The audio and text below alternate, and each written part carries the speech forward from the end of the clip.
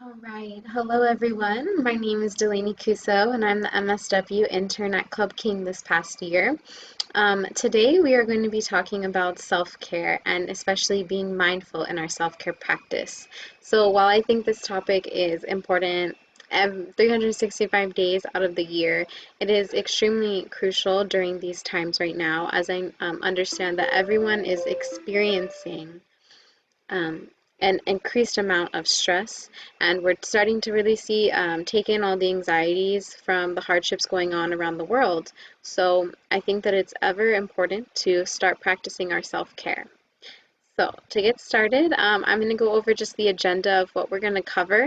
I'm going to begin with going over some foundational definitions, and then I'm going to talk about the signs of stress and the stages of burnout, as I think it's very important that we're able to assess ourselves in those areas so that we know kind of what we need from our self-care.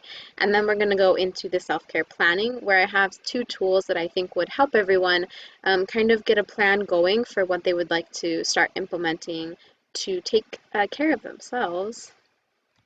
So we're going to start with the definitions. Starting with mental health, I know that this can be kind of an abstract concept at times, so I wanted to give a concrete definition right over here. This is from the World Health Organization, and something that I really want to point out is that our mental health really helps us cope with the normal stresses of life, and that's something that has been very escalated during these times. We're starting to see a lot more stressors come in.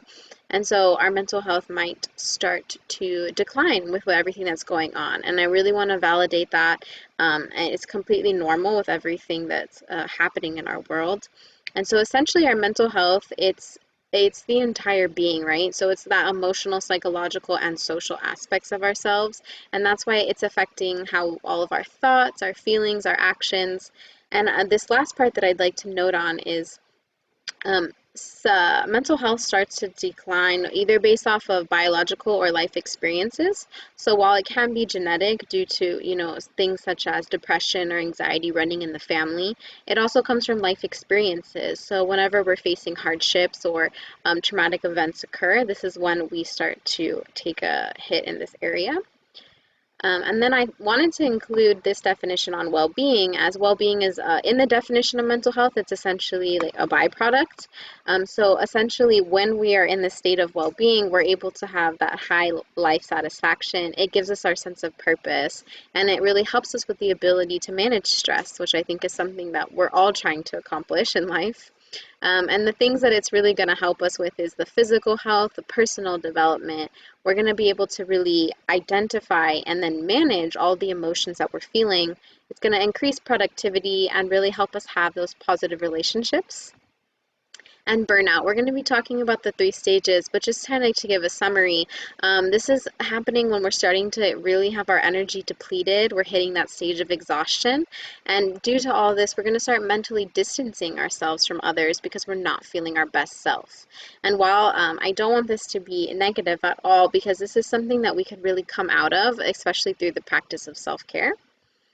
And to start off our discussion on self-care, I really want to go over mindfulness. This is one of my favorite words. It's really something that I feel when I talk to people about it, they think that you have to be kind of like even a yogi professional to understand or achieve mindfulness. And I'd like to kind of wash that out of the definition. It's definitely something that we can all achieve. It just takes practice, right? It's really about being intentional and aware of all of the thoughts that we're having, but not passing judgment on them. We're just going to take them in and reflect on them. And so what I really like to add is that I think as human beings, and especially in our society and culture, we have the tendency to either be rehashing things from the past or stressing about things in the future. And mindfulness is going to put us right in that sweet spot of being in the middle and being present. And so I have this little resource in here. If you'd like to pause the video and kind of go through this little activity, there's also a link to the resources. This woman has so many great activities just like this that are only 10 minutes long to really help us get into the present moment. I think that we really tend to rush through life and we're missing out on all these joyful moments. And so when you go through this activity, and kind of thinking about your most recent activity and even noting on three things that you didn't notice, we're going to start to uncover those little areas of joy that we're not noticing, and then this is going to help us really kind of show ourselves we need to be engaging in self-care every single day, because otherwise we're missing out on these beautiful parts of life and we're getting bogged down with all the negativity and the stress. We really want to become resilient against that and be able to overcome it. And so, beginning with our self-care, this is a very quick definition. I'm going to go over some in just a minute, but something that a professor of mine told me a couple years ago that has always stuck with me is self-care is save yourself first and save the world second. As caregivers, we naturally have this want to take care of others and really leave ourselves out of that equation because we are so giving. And this is definitely something that we want to keep. It's an amazing trait, but you have to be the healthiest person in the room and you have to be able to give your best self out. And so something to kind of note about self-care is that it's more than taking a walk, and we'll go over the different ways, but it really has to be personalized and done with intention. It needs to be things that are going to work for you. There's no point in doing a 10-minute breathing exercise if that's not something that's going to make you happier. So we really want to pick the things that are going to bring you joy.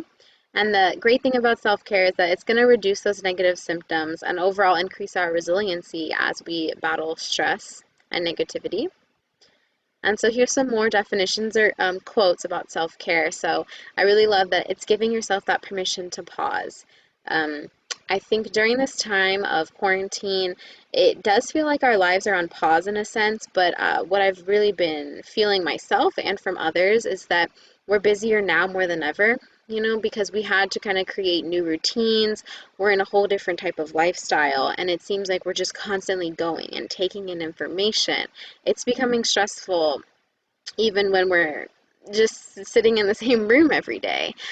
So you really have to give yourself that permission to pause and take your power back. So what's really important with self-care is that you're in charge of yourself. When you're practicing self-care, you're gaining that control and power back over life. You're telling stress, I can handle you, and I'm going to overcome this. And then this one that I really like to talk about is that it's giving, the world the best version of yourself instead of what's left over. I know that it's so easy, we're getting caught up and life is very rushed and busy, but we want to be able to present the best version of you. And then to kind of close off the definition part of it, I think this is a really important a quote. I just love it so much. It's taking care of myself. It doesn't mean me first, it means me too. I know naturally, again, as caregivers, we think that self-care might be selfish. You have all these people or loved ones and these tasks of this massive to-do list all day long, and you think you have to take care of those as well. And you don't want to take away from that, but you got to take care of yourself as well. So it's not just only me and myself, and I'm only taking care of me. You're definitely going to still be taking care of others, and what's great is you're going to be giving them a better version of yourself too. So let's start just going into the signs of stress. This is by no means an exhaustive list, right? But I just want to kind of touch on the fact that stress presents itself in both physical and mental ways. So for the physical, body aches is a huge one. Even if you're just kind of thinking of where you're at right now, maybe just sit back and kind of stop moving for a minute, and you'll really start to feel where you're holding stress. Some people hold it up in their shoulders, their lower back, even their feet, and it's really important to kind of know where you're holding it, and you can be doing some stretches and things in that to help it. And then secondly would be the gastrointestinal problems. So stress has this great way of attacking the digestive system first. It really suppresses it, and this could be a problem for those who are stress eaters. I'm putting myself in that category. I definitely tend to turn to food when I'm stressed out, and the problem is that our body's not able to digest it. This can also be an issue for those people who, when they're extremely stressed, will stop eating. It's really suppressing your appetite because you are so focused on getting, again, like a massive to-do list done. And third is insomnia. So sleep schedules have been a major issue during this time right now. It could be involving in not being able to fall asleep or stay asleep. It's both areas. And then kind of moving into the mental category of stress, really starts to begin with memory issues. I know for myself personally, I always start to know when I'm feeling stressed out, when I have to be writing things down and people are telling me things and I'm not remembering them. Things are going in and out and you're having a hard time concentrating. And then again, these feelings of frustration and unappreciation. So these might be things that we're not noticing about ourselves, but maybe someone close to you is kind of noticing that you're getting agitated quicker than you normally would, or things that wouldn't have usually bothered you are starting to bother you. That's because we're starting to take on all this stress. And then this self-doubt thoughts I really like to add, because I think when we hit our levels of stress, we start to think that we're not able to handle things, and so we get down on ourselves.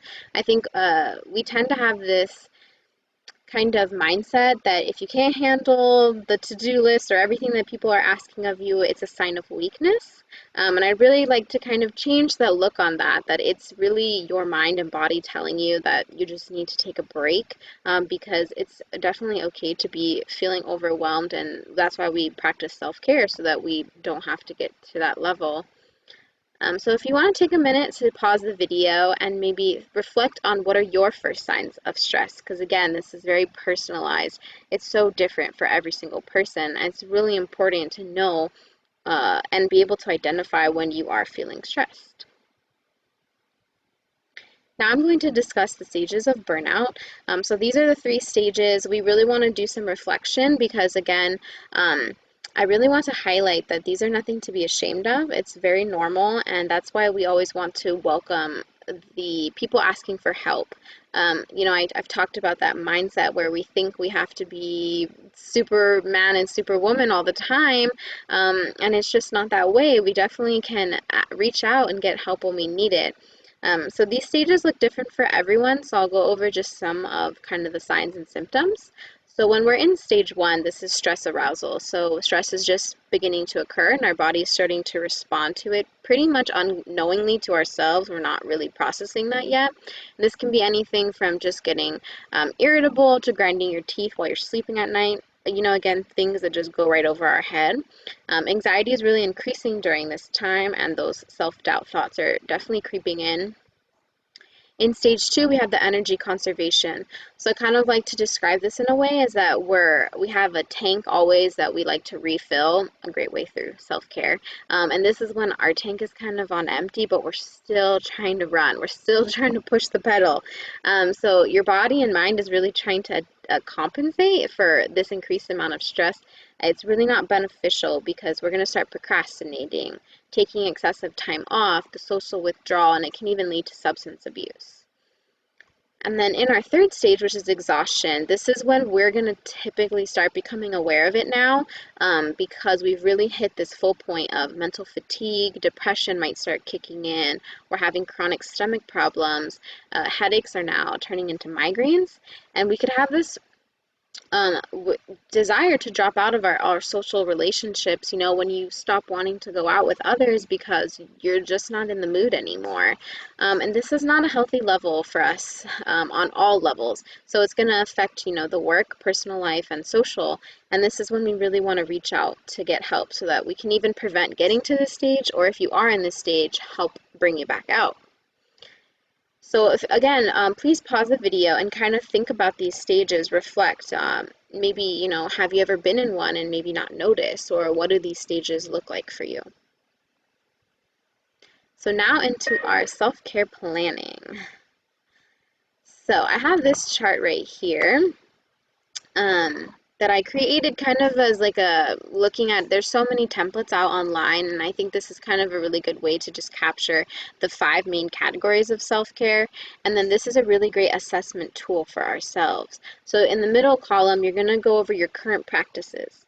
And now if you're not doing anything to benefit yourselves in these areas, that's totally fine. Just leave it blank for now, and then that's just going to show you that that's an area that you might want to start practicing self-care in first. And then in the second column, it's going to be all the things that you want to try.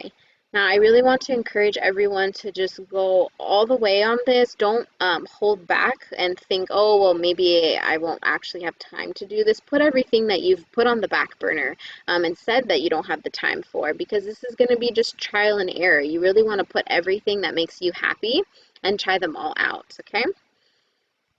And so I have an example of one that I did here. And so kind of just I want to touch upon the 5 areas really quickly and just kind of give you some tips or ideas. So for physical, this is not just working out. It can also be our sleep, getting in bed on time, turning off the screen while we're falling asleep.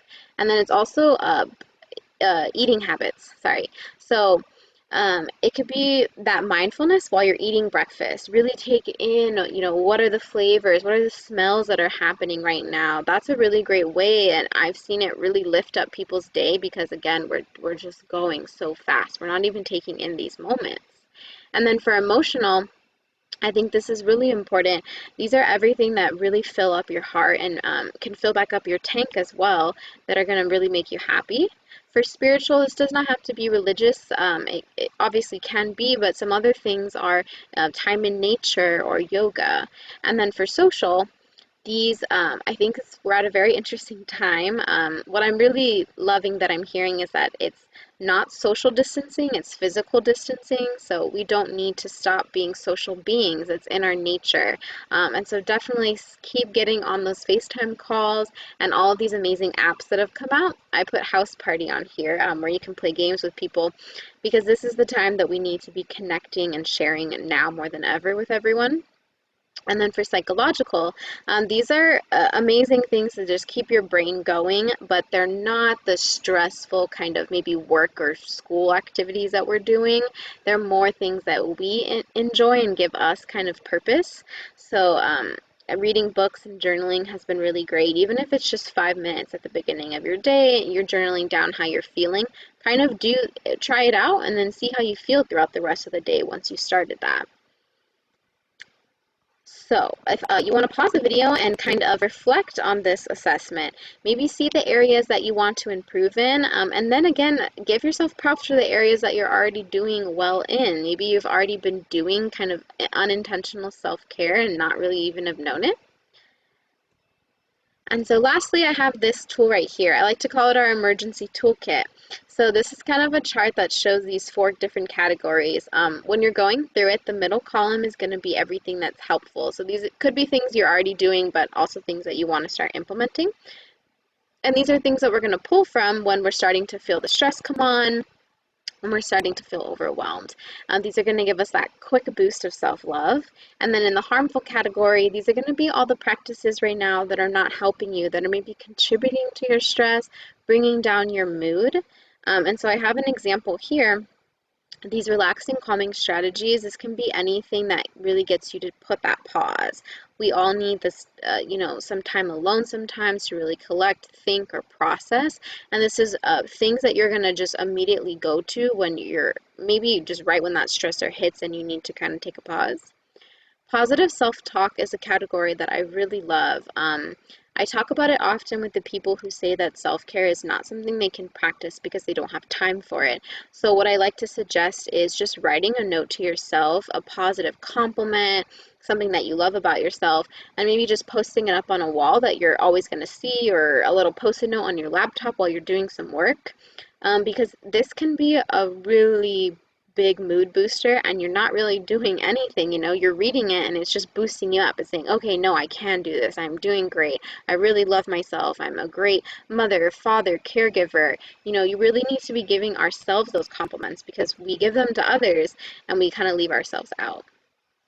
Third, we have the mood boosters. So these are anything that even on the worst days that you have are gonna make you happy. Even if you can just think of one thing. I know personally for me, I put seeing my niece. It's something that even after a really bad day, it's gonna increase your happiness immediately. And then last, we have the social support. So if you can write down all the people that really will help you through this self-care process, that they're really positive factors in your life that you can turn to when you're starting to feel down. And they're really going to help you keep promoting you to do self-care because they want you to be the best version of yourself. And so that is all for our presentation. Thank you guys so much for listening, but also please thank yourself for taking this time to increase your well-being and mental health. Please remember that you are always worth it. Everyone can be doing self-care because everyone is very deserving of this. And if you have any questions or comments, you want any assistance implementing a self-care plan, please feel free to contact me. This is my number right here. You can call or text me if you need any help or need any assistance during this time. But again, I hope everyone is safe and healthy, and please take care. Thank you.